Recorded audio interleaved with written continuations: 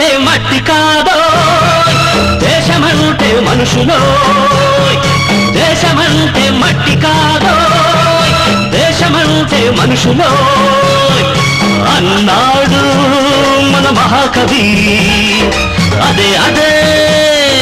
అదే అదే నా పల్లవి దేశమంటే మట్టి కాదో దేశమంటే మనుషులో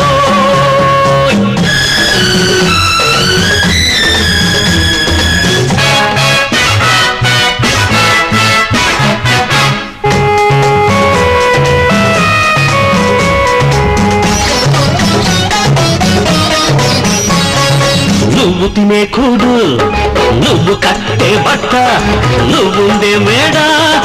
తేరగ వచ్చాయనుకున్నావా దుక్కి దున్ని నేతనేసి ఇటుక మోసి నెత్తురునే చెమటగా